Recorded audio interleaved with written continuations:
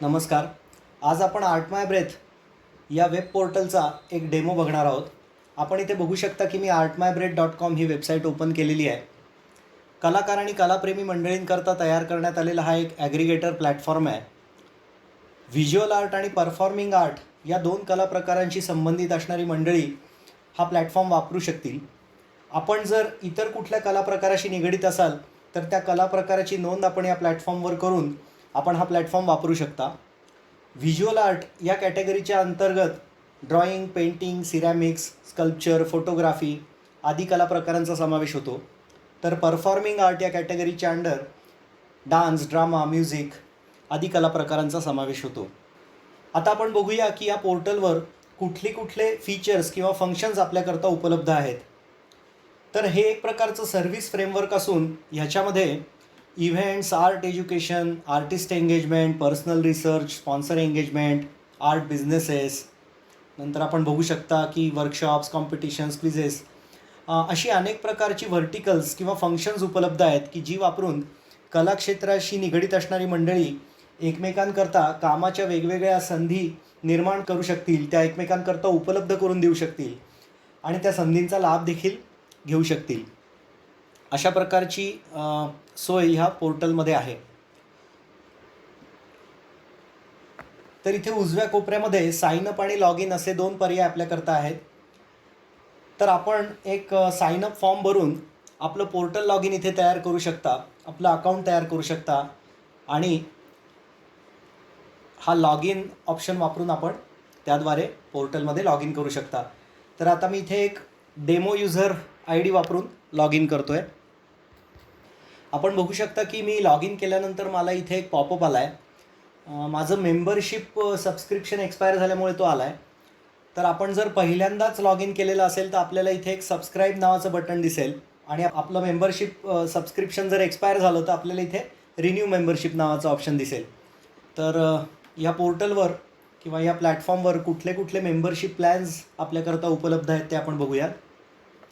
3 प्रकारचे membership plans सध्या या प्लॅटफॉर्मवर उपलब्ध आहेत. ज्या मंडळींचा कलाक्षेत्राशी अधूनमधून संबंध येतो त्यांच्याकरता 2 डेजचा ऑप्शन इथे उपलब्ध आहे. म्हणजे ज्या मंडळींना वर्षातनं 1-2 कार्यक्रम असतात, त्याची जाहिरात करायची असते, इनफ्रिक्वेंट ॲक्टिव्हिटीज असतात, तर ती मंडळी हा 2 डेजचा पर्याय वापरू शकतील.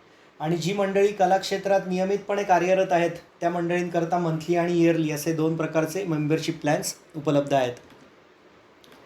मेंबर्सकरता ह्या पोर्टलचा फुल ॲक्सेस आहे आणि जी मंडळी गेस्ट युजर्स आहेत किंवा ज्यांनी अजून मेंबरशिप सबस्क्रिप्शन घेतलेलं नाही आहे त्यांना या पोर्टलचा लिमिटेड ॲक्सेस आहे.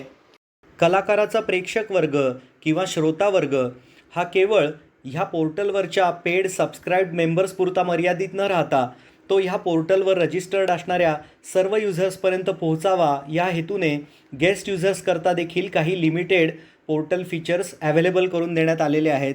जसं की ही मंडळी आर्टिस्ट सर्च करून आर्टिस्ट एंगेज करू शकतील, इव्हेंट्स अटेंड करू शकतील, कोर्सेसकरता एनरोल करू शकतील, असे काही लिमिटेड फीचर्स गेस्ट युजर्सकरता देखील उपलब्ध आहेत. आता आपण बघूया की या पोर्टलवर कुठली फीचर्स आहेत.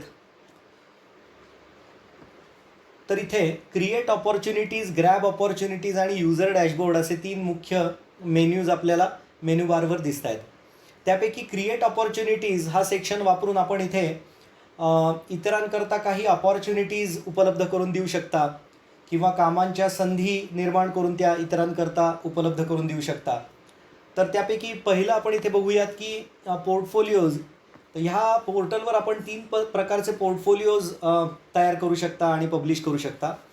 जर आपण हौशी किंवा व्यावसायिक कलाकार असाल तर आपण इथे आपला आर्टिस्ट पोर्टफोलिओ तयार करून तो पब्लिश करू शकता. आपण जर कलाक्षेत्रात कला प्रशिक्षक म्हणून किंवा आर्ट टीचर म्हणून कार्यरत असाल तर आपण इथे आपला टीचर्स पोर्टफोलिओ तयार करून तो पब्लिश करू शकता.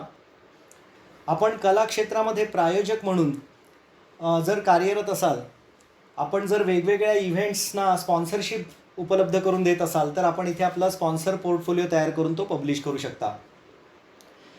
याखेरीज आपल्या जर काही क्युरेटेड इव्हेंट्स, वर्कशॉप्स किंवा कॉम्पिटिशन्स असतील तर त्या आपण इथे बुकेबल या कॅटेगरीच्या अंडर पब्लिश करू शकता. तर इथे आपण बघू शकता की इव्हेंट्समध्ये आपल्या ज्या कुठल्या क्युरेटेड इव्हेंट्स असतील की ज्या कोणीतरी होस्ट कराव्यात, आयोजित कराव्यात, ऑर्गनाईज कराव्यात, असं आपल्याला वाटत असेल आणि त्याकरता जर आपण प्रयत्नशील असाल तर अशा क्युरेटेड इव्हेंट्स आपण इथनं पब्लिश करू शकता हा बुकेबल इव्हेंट्सचा पर्याय वापरून. आणि इथे दुसरा जो ऑप्शन आपल्याला दिसतोय तो शेड्यूल्ड इव्हेंट्सचा आहे. ज्या काही आपल्या इव्हेंट्स किंवा कार्यक्रम आपले अमुक एखाद्या तारखेला शेड्यूल्ड असतील तर ते आपण इथनं पब्लिश करू शकता, त्याची जाहिरात आपण इथनं करू शकता. याच पद्धतीने आपले आर्ट वर्कशॉप्स आणि आपल्या आर्ट कॉम्पिटिशन्स आपण इथनं पब्लिश करू शकता बुकेबल आणि शेड्यूल स्वरूपातल्या. विशेषतः कॉम्पिटिशन्सच्या बाबतीत ज्या शेड्यूल कॉम्पिटिशन्स आपल्या होतात आणि एकदा त्या झाल्यानंतर आपल्याला त्याचे विनर्स अनाऊन्स करायचे असतात त्या कॉम्पिटिशनचे, तर ती देखील फॅसिलिटी किंवा सोय या प्लॅटफॉर्मवर उपलब्ध आहे, ज्याच्यामधनं आपण त्या पर्टिक्युलर कॉम्पिटिशन्सचे जे कोणी विनर्स असतील ते आपण इथनं अनाऊन्स करू शकता. ह्याच्या पुढचा जो पर्याय आहे तो कला क्षेत्राशी निगडीत असणारी जी मंडळी ज्यांना काही पर्सनल रिसर्च किंवा प्रायव्हेट रिसर्च करायचा आहे, ज्याचा PhDशी संबंध नाही पण त्यांच्याकडे काही क्रिएटिव्ह आयडिया, एखादी इनोव्हेटिव्ह आयडिया, संकल्पना आहे, तर ती आपण ह्या प्लॅटफॉर्मवर शेअर करू शकता आणि आपली एक स्वतंत्रपणे टीम तयार करून ते काम आपण पुढे नेऊ शकता. तसंच हा जो पुढचा पर्याय आहे, ज्या मंडळींना कला क्षेत्रामध्ये काही रोजगाराच्या संधी निर्माण करून त्या इतरांकरता उपलब्ध करून द्यायच्या आहेत, ती मंडळी हा प्लेसमेंट्सचा पर्याय वापरून जॉब ऑपॉर्च्युनिटीज आपल्या पब्लिश करू शकतील.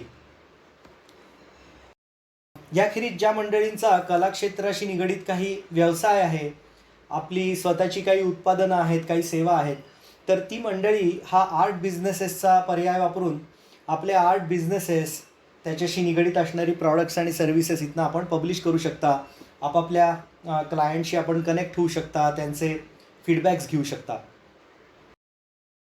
आपण जर ह्या पोर्टलवर आपला टीचर्स पोर्टफोलिओ तयार करून तो पब्लिश केला असेल तर आपल्याला इथे ट्युशन्स नावाचा अजून एक पर्याय किंवा सेक्शन इथे क्रिएट अपॉर्च्युनिटीज ह्या मेनूच्या अंडर उपलब्ध होतो, व्हिजिबल होतो, ज्याच्यामधनं आपण आपले क्युरेटेड आर्ट कोर्सेस जर काही असतील तर ते पब्लिश करू शकता.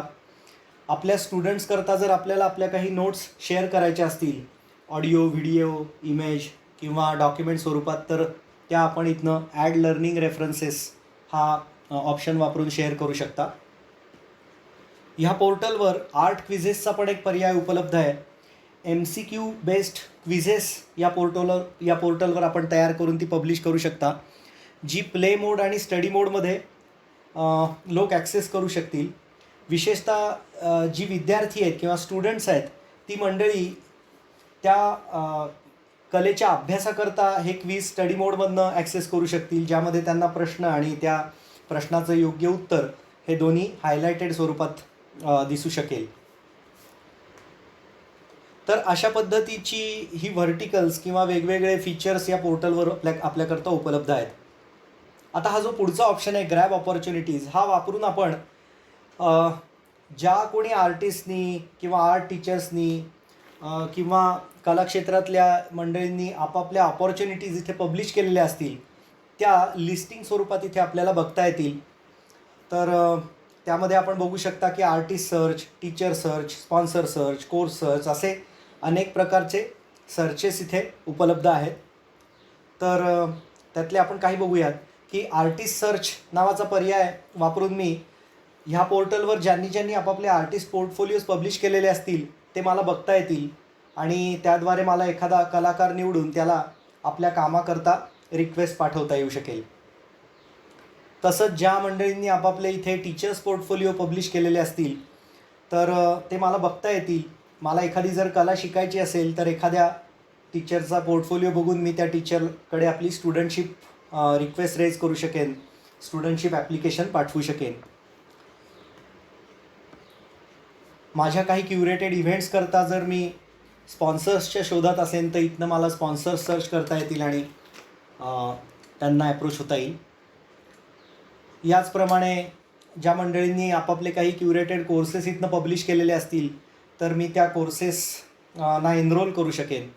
ह्या कोर्स सर्चमधनं मला ते सगळे कोर्सेस बघता येतील आणि त्यापैकी माझ्या आवडीच्या कोर्सना मी एनरोल करू शकेन. सो ह्या पद्धतीचे हे पर्याय इथे आपल्याकरता उपलब्ध आहेत. नंतर हा जो तिसरा ऑप्शन आहे युजर डॅशबोर्ड, तो वापरून आपण ज्या काही अपॉर्च्युनिटीज या पोर्टलवर पब्लिश केलेल्या असतील त्या आपण स्वतः इथे बघू शकता. त्याच्यामध्ये जर आपल्याला काही बदल करायचे असतील तर ते आपण करू शकता. पब्लिश अनपब्लिश करू शकता. याखेरीज आपल्याला आलेल्या रिक्वेस्ट आणि आपण पाठवलेल्या रिक्वेस्ट किंवा ॲप्लिकेशन्स ही दोन्ही प्रकारची ॲप्लिकेशन्स आपण इथे बघू शकता. आणि आपल्याला ज्या रिक्वेस्ट रिसीव झालेल्या आहेत त्याला आपण इथनं ॲक्नॉलेज देखील करू शकता. तर आपण बघू शकता की इथे मी आर्टिस्ट हायरिंगमध्ये जाऊन मला कुठल्या कुठल्या रिक्वेस्ट आल्या आहेत त्या जर मला बघायच्या असतील तर मी इथे बघू शकतो. आणि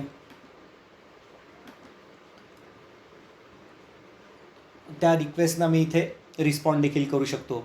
रिक्वेस्टरचे कॉन्टॅक्ट डिटेल्स मला दिसू शकतात आणि त्या रिक्वेस्टरला मी त्याच्या ईमेल आय डी किंवा त्याचा मोबाईल नंबर जो काही कॉन्टॅक्ट नंबर म्हणून रजिस्टर्ड असेल तो बघून इथनं त्याच्याशी संपर्क साधून ते काम पुढे नेऊ शकतो.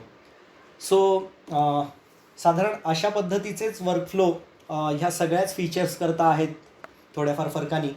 आणि त्यापैकी आपण आता एखादं उदाहरण बघूया की मी इथे क्रिएट अपॉर्च्युनिटीजमध्ये जेव्हा पोर्टफोलिओ जाऊन समजा क्रिएट आर्टिस्ट पोर्टफोलिओवर क्लिक केलं तर अशा पद्धतीचा एक फॉर्म ओपन होतो ज्यामधनं मी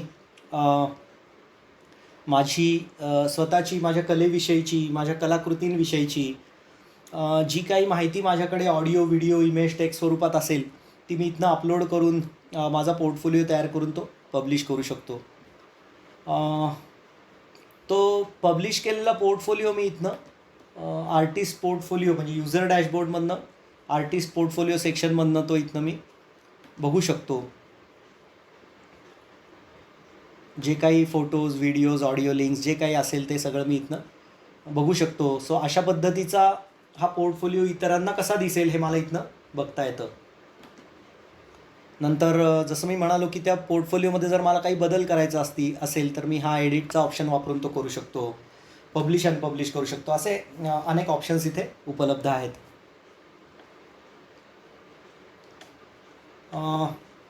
याखेरीज आपण इथे बघू शकता की ज्यावेळी मला एखादी रिक्वेस्ट रिसीव्ह होते त्यावेळी इथे बेल आयकॉनवर नोटिफिकेशन मेसेज येतं की you have received let's say new artist hiring request from so and so user.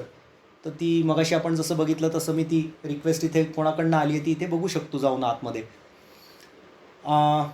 तसंच हे पोर्टल रिक्वेस्ट रेज झाली की रिक्वेस्टरला आणि ज्याला कोणाला रिक्वेस्ट पाठवलेली आहे त्याला दोघांनाही ईमेल नोटिफिकेशन पाठवतं. तर आत्ता आपण इथे बघू शकता की इथे एक ईमेल आपण बघू शकतो की dear member you have received new artist hiring request from so and so user. तसंच इथे ज्याने रिक्वेस्ट पाठवली आहे त्या युजरला देखील की एक ईमेल नोटिफिकेशन जाते की you have submitted a new artist hiring request. So अशा पद्धतीचं नोटिफिकेशन एक्सचेंज पण पोर्टलच्या माध्यमातून होतं. त्यामुळे आपल्याला जेव्हा इतरांकडनं आपल्या कामासंदर्भात विचारणा होते त्यावेळेला आपल्याला ईमेलवर आणि इथे बेल आयकॉनवर नोटिफिकेशन्स येतात आणि आपण ह्या पोर्टलच्या माध्यमातून आपलं काम पुढे नेऊ शकता. तर अशा प्रकारचं हे सर्व्हिस फ्रेमवर्क आहे. तर मला वाटतं आपण जरूर ह्या आर्ट माय ब्रेथ प्लॅटफॉर्मला भेट द्या. रजिस्टर करा, आपलं अकाउंट तयार करा, मेंबरशिप सबस्क्रिप्शन घ्या आणि आपलं कलाक्षेत्राशी निगडीत असणारं काम आपण पुढे न्या. आपण आपला बहुमूल्य वेळ देऊन हा व्हिडिओ शेवटपर्यंत पाहिलात त्याबद्दल धन्यवाद.